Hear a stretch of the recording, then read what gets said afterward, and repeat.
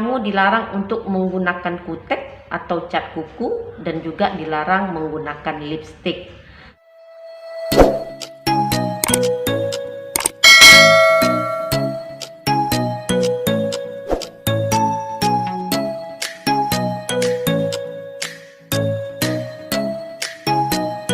Assalamualaikum warahmatullahi wabarakatuh. Ketemu lagi dengan saya, Devi Febriani.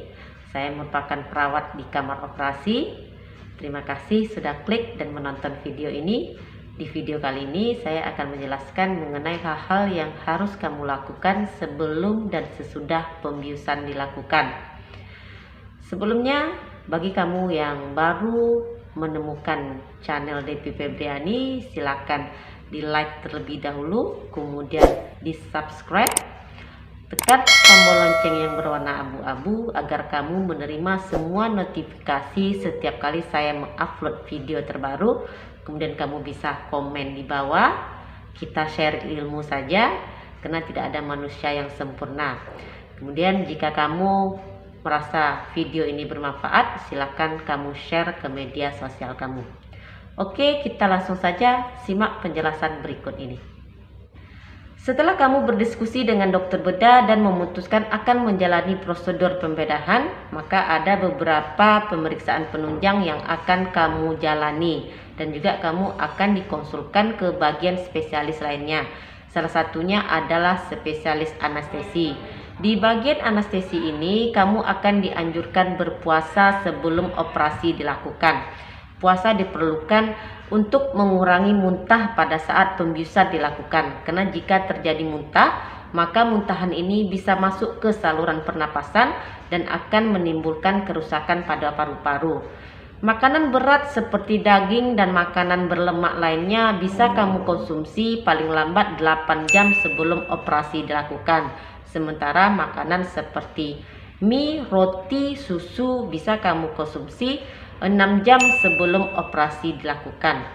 Sementara bila operasi dilakukan pada anak-anak dan juga pada bayi, ASI bisa diberikan 4 jam sebelum operasi dilakukan.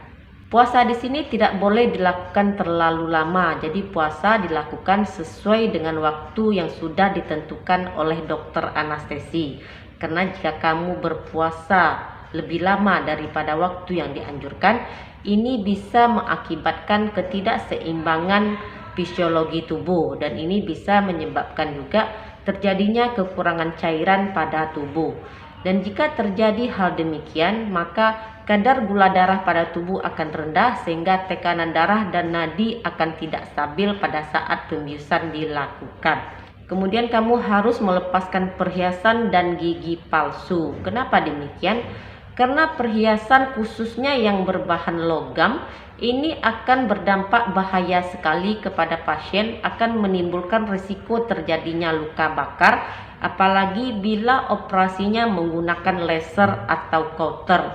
Kemudian gigi palsu yang tidak permanen yang bisa dibuka pasang ini sangat berbahaya sekali, bisa mengganggu saluran pernapasan dan bisa terbuka dan tertelan pada saat pasien tidur dalam keadaan dibius. Kemudian hal satu ini juga harus kamu perhatikan, kamu dilarang untuk menggunakan kutek atau cat kuku dan juga dilarang menggunakan lipstik. Kenapa demikian?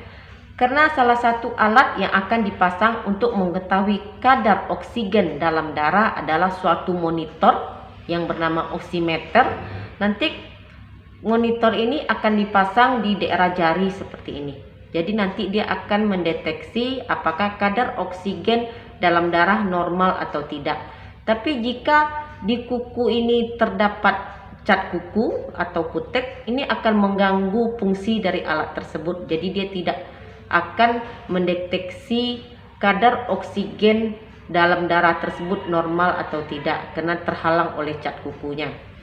Kemudian di bagian lipstik, tidak boleh memasang lipstik pada bibir karena pada bibir juga bisa mendeteksi kadar oksigen pasien tersebut rendah atau tidak. Jadi kalau lipstiknya sudah merah, bagian anestesi tidak tahu ini pasiennya kadar oksigennya normal atau rendah. Jadi dilarang menggunakan lipstik dan juga cat kuku.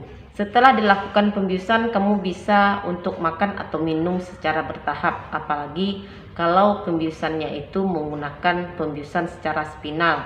Biasanya akan boleh minum 2 jam setelah operasi dilaksanakan. Kalau pembiusan itu dilakukan secara umum, nanti dokter akan melihat kondisi pasien pada saat itu, apakah boleh minum atau makan. Jadi kalau dulu pasien boleh minum atau makan setelah buang angin, tapi pada saat sekarang ini sudah tidak berpatokan pada hal tersebut. Kemudian kamu akan dianjurkan untuk melakukan mobilisasi bertahap, dimulai dari miring kanan atau miring kiri, duduk, dan selanjutnya.